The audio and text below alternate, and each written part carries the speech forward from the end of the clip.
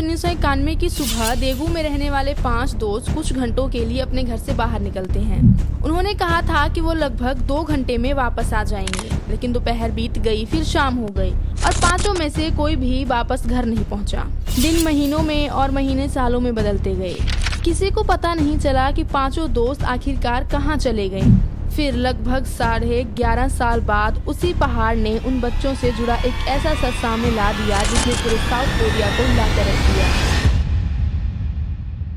26 मार्च 1991 का दिन south Korea के लिए कोई सामान्य दिन नहीं था। लगभग 3 दशकों के बाद देश में स्थानीय चुनाव करवाए जा रहे थे और इसी वजह से उस दिन सार्वजनिक छुट्टी थी और सारे स्कूल भी बंद थे। देगू के देलचो डिस्ट्रिक्ट में सेंग्यो नाम का एक शांत इलाका था। उस समय यहाँ रहने वाले ज्यादातर परिवार खेती, छोटे कारोबार और मजदूरी से जुड़े रहते थे। सेंग्यो से कुछ ही दूर पर लगभग 300 मीटर ऊंचा माउंट वैगोन था। वहाँ के लोगों के लिए ये पहाड़ कोई डरावनी या अनजान जगह नहीं थी। इलाके के बच्चे अक्सर यहाँ खेलने, झरनों में छोटे जीव ढूंढने और पहाड़ी रास्तों पर घूमने जाते थे। पहाड़ के एक तरफ 5th इन्फेंट्री डिवीजन का सैनिक ठिकाना और अभ्यास क्षेत्र भी मौजूद था, लेकिन वहाँ के बच्चों के लिए ये पूरा इलाका उनके रोजाना खेलने वाली जगह का एक हिस्सा था। पांचों बच्चे सेंगो एलिमेंट्री स्कूल में पढ़ते थे। वो सब एक दूसरे के पड़ोसी थे और लोग उन्हें प्यार से 5 मस्कीटस कहकर बुलाते थे। उन सब में से सबसे बड़ा वू च्योल वॉन था। उसकी उम्र 13 साल थी। वो 6th स्टैंडर्ड में पढ़ता था और टेक वोंडो सीखता था। वो अपने परिवार का सबसे जिम्मेदार और समझदार बच्चा था। 12 साल का जो हो योन 5वीं कक्षा में पढ़ता था। वो शांत स्वभाव का था और ज्यादातर समय अपने दोस्तों के साथ ही रहता था। 11 साल का किम योंग ग्यू 4th कक्षा में पढ़ता था। वो अपने माता पिता का इकलौता बेटा था और बहुत खुशमिजाज बच्चा था। 10 साल का पाक चैन इन 3री कक्षा में पढ़ता था। उसका परिवार उसे आज्ञाकारी और ईमानदार बच्चे के रूप में याद करता था। वो आमतौर पर बिना बताए अपने घर से दूर नहीं जाता था। उन सबसे छोटा 9 साल का किम जोंग सिक था। वो काफी चंचल था और अपने परिवार के बहुत करीब था। उस सुबह किम टी रियोंग नाम का एक छठा बच्चा भी कुछ समय तक उनके साथ था। पहाड़ की तरफ जाने से पहले नाश्ता करने के लिए वो अपने घर लौट गया। उसकी माँ ने उसे घर से ज्यादा दूर ना जाने के लिए कहा था, जिसकी वजह से वो अपने बाकी दोस्तों के साथ नहीं गया। उस समय किसी को नहीं पता था कि उसकी माँ की कही ये साधारण सी बात उसकी जान बचाने वाली साबित होगी। 26 मार्च 1991 को सुबह लगभग 8 बजे सभी बच्चे जो हो योन के घर के पास खेल रहे थे। उनके शोर से परेशान होकर पास में रहने वाले एक किराएदार ने बच्चों को वहाँ से चले जाने के लिए कहा। इसके बाद बच्चों ने माउंट वरयोंग की तरफ जाने का फैसला किया। सुबह लगभग 9 बजे पांचों बच्चे छोटी छोटी लकड़ियां और दूध के खाली डिब्बे लेकर पहाड़ की तरफ निकल पड़े। वो झरनों में से सैलमेंडर के अंडे इकट्ठा करना चाहते थे। उस सुबह तापमान लगभग 3.3 डिग्री सेल्सियस था। ठंड महसूस होने पर वू च्योल वॉन कुछ समय के लिए वापस अपने घर आ गया। उसने एक मोटी जैकेट पहनी और दोबारा अपने दोस्तों के साथ वापस चला गया। वोट डालकर वापस लौट रही पड़ोस की एक महिला ने बच्चों को पहाड़ की तरफ जाते हुए देखा था। उसने बच्चों को आपस में ये बात करते हुए सुना था कि वो लगभग 2 घंटे में वापस आ जाएंगे। दोपहर लगभग 1 बजे वू च्योल वॉन्ग के पिता वू जोंग यू को उसकी टेकवोंडो एकेडमी से फोन आया। उन्हें बताया गया कि वू च्योल वॉन अपनी क्लास में नहीं पहुंचा है। शुरुआत में परिवार ने सोचा कि शायद वो अपने दोस्तों के साथ खेलने में व्यस्त होगा, लेकिन जब बाकी बच्चों के घरों से पूछा गया तो पता चला कि पांचों में से कोई भी बच्चा वापस नहीं आया।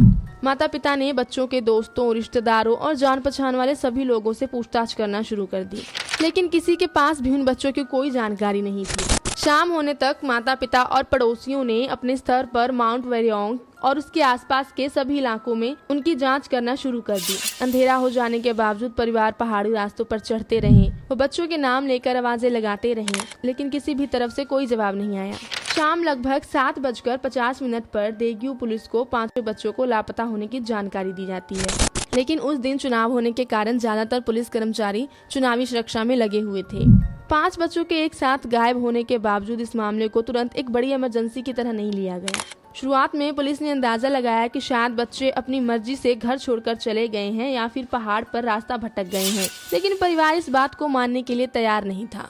बच्चे उस पहाड़ को अच्छी तरह जानते थे। पहाड़ से देग्यू की रोशनियां दिखाई देती थी। इसके अलावा 5 बच्चों का एक साथ घर से भाग जाना भी उनके स्वभाव से मेल नहीं खाता था। इसके बावजूद पहली रात कोई भी बड़ी कार्रवाई शुरू नहीं की गई। जब बच्चों के कुछ आखिरी घंटों के बारे में पूछताछ की गई तो कुछ गवाह सामने आए। उनके साथ एक ही कक्षा में पढ़ रहे उनके दोस्त ने बताया कि 26 मार्च को लगभग 11:30 पर वो माउंट वैगन की तलहटी के पास मौजूद था। उसके अनुसार पहाड़ की तरफ से 2 डरावनी चीखें सुनाई दी थीं।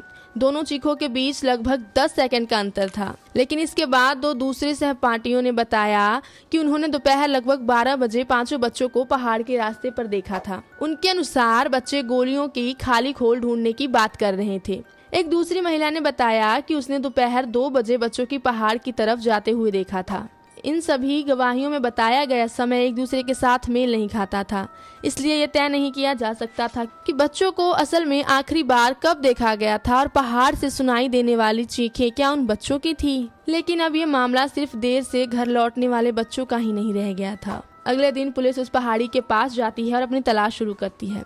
पहाड़ी रास्तों, झरनों, गहरी जगहों और जंगलों वाले हिस्सों की जांच की जाती है, लेकिन पुलिस की तलाश करने के बाद भी बच्चों का कोई अता पता नहीं चला। कोई ऐसा भरोसेमंद गवाह भी सामने नहीं आया जिसने बच्चों को किसी अनजान व्यक्ति या किसी वाहन के साथ जाते हुए देखा हो। 5 बच्चों का बिना कोई सुराग छोड़े एक साथ गायब हो जाना जांच करने वालों के लिए एक बहुत बड़ा सवाल बन गया था। बच्चों के लापता होने के कुछ दिनों बाद एक परिवार का फोन आया।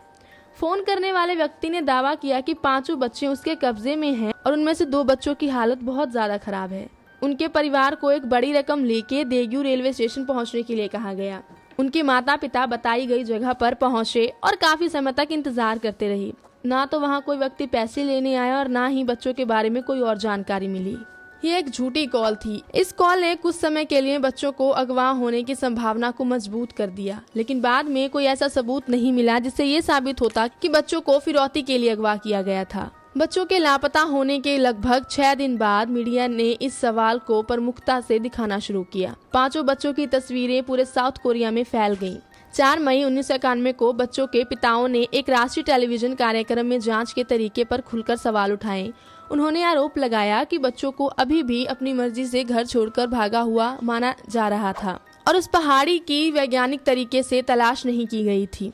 लोगों का दावा बढ़ने लगा। बाद में उस समय के प्रेसिडेंट रू टी वू ने इस मामले में दखल दिया। बच्चों के बारे में सही जानकारी देने वाले व्यक्ति के लिए लगभग 42 मिलियन का इनाम रखा गया। कई सालों तक पुलिस कर्मचारियों, सैनिक और वॉलंटियर सहित लाखों लोग बच्चे को ढूंढने की कोशिश करते रहे। उस पहाड़ को बार बार छाना गया, लेकिन 5 बच्चे नहीं मिले।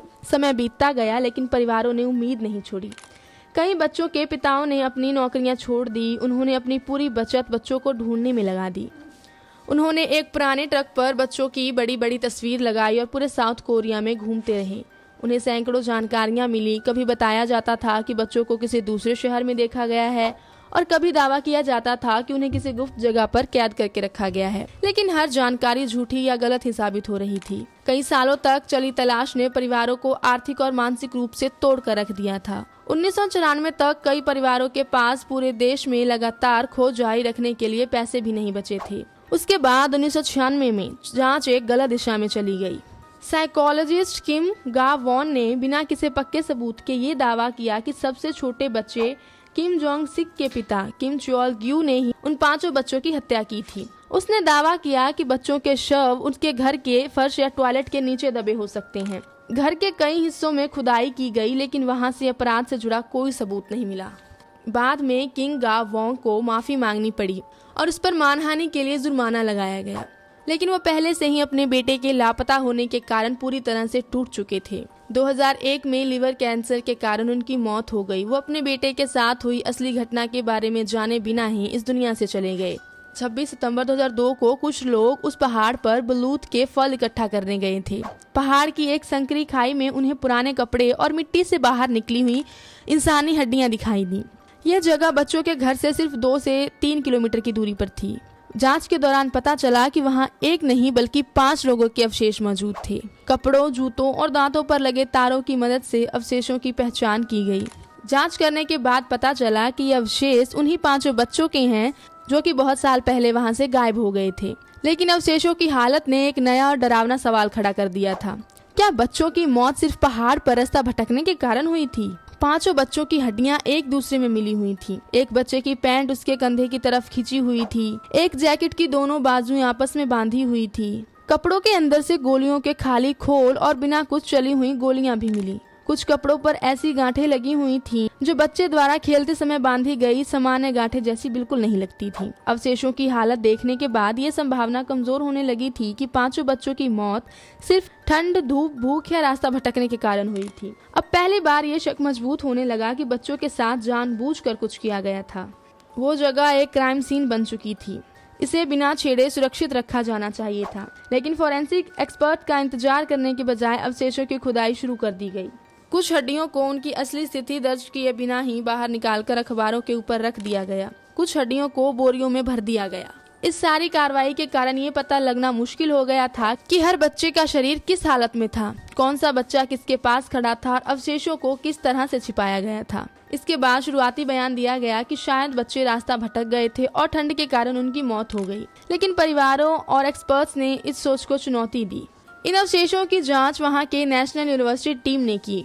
जांच पूरी होने के बाद 12 नवंबर 2002 को जो रिपोर्ट सामने आई उसने इस पूरे मामले की दिशा को ही बदल कर रख दिया। एक्सपर्ट्स ने बताया कि कम से कम 3 बच्चों की खोपड़ियों पर किसी इंसान द्वारा किए गए हमलों के निशान मौजूद थे।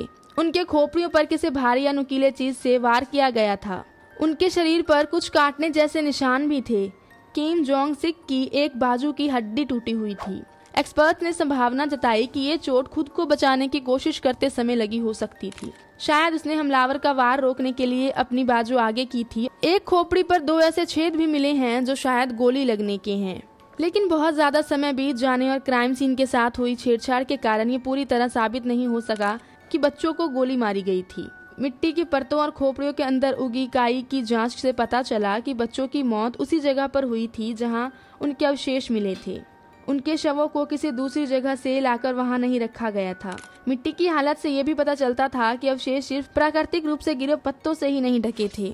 किसी व्यक्ति ने उन पर मिट्टी, पत्थर और पत्ते डालकर उन्हें छिपाने की कोशिश की थी। अब ये साफ हो चुका था कि ये कोई सामान्य गुमशुदगी का हादसा नहीं था। 5 बच्चे किसी हिंसक हमले का शिकार हुए थे।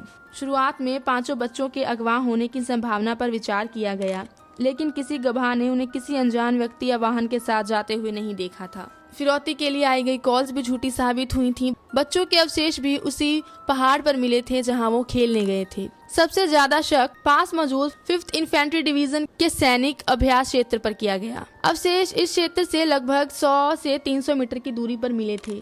घटनास्थल के पास से गोलियों के खाली खेल भी मिले थे। एक दावा ये भी था कि गलती से चली गोली किसी एक बच्चे को लग गई थी।